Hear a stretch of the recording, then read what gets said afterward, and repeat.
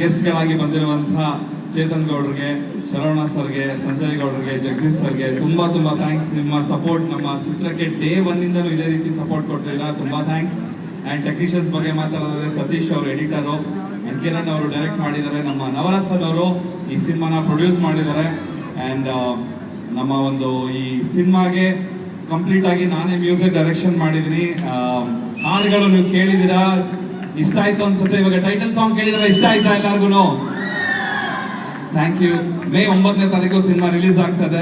And ಅಪೂರ್ವ ಅವರು ನನ್ನ ಜೊತೆ ಸ್ಕ್ರೀನ್ನ ಶೇರ್ ಮಾಡಿದ್ದಾರೆ. ಆ್ಯಕ್ಚುಲಿ ನಾನು ಹೇಳ್ಬೇಕಂದ್ರೆ ಅವರು ನನಗಿಂತ ಸೀನಿಯರು, ಮುಂಚೆನೇ ಸಿನಿಮಾ ಮಾಡಿದ್ದಾರೆ. ನಾನು ಹೊಸಬ, ಇವಾಗ ಫಸ್ಟ್ ಟೈಮ್ ಸಿನಿಮಾ ಮಾಡ್ತಾ ಇರೋದು.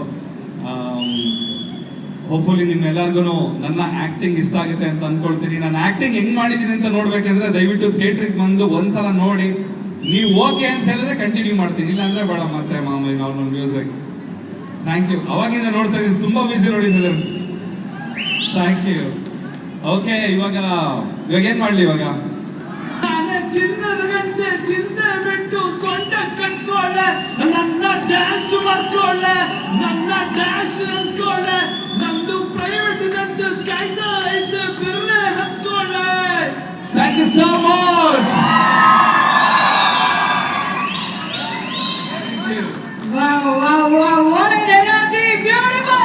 Ladies and gentlemen, ಚಪ್ಪಾಳೆ ಚಂದನ್ ಶೆಟ್ಟಿ ಅವರಿಗೆ.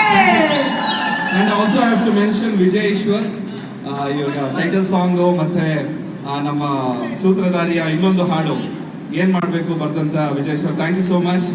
ತುಂಬ ಒಂದು ಒಳ್ಳೆ ಪಾರ್ಟ್ನರ್ ನೀವು ನನಗೆ ಅವತ್ತು ಲಿರಿಕ್ಸ್ ಬರೆಯೋದ್ರಲ್ಲಿ. Thank you so much.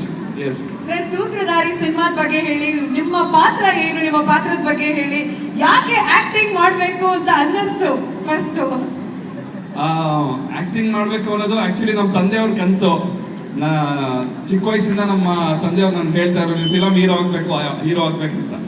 ನಾನು ಒಂದ್ಸಲ ಕನ್ನಡಿ ಮುಂದೆ ಬಂದು ನಿಂತ್ಕೊಂಡು ನೋಡ್ಬಿಟ್ಟು ನಗು ಬಂದ್ಬಿಡ್ತೇನೆ ನನಗೆ, ನಾನು ಯಾವಾಗ ಹೀರೋ ಆಗ್ತೀನಿ ಅಂತ. ಬಟ್ ಅವ್ರು ಅಂದಿದ್ದು ಒಂದು ಮಾತು ಇವತ್ತು ನಿಜ ಆಗ್ತದೆ. ಮೇ 9ನೇ ತಾರೀಕು ನಮ್ಮ ತಂದೆಯವ್ರ ಕನಸು ಆ್ಯಕ್ಚುಲಿ ಅದು.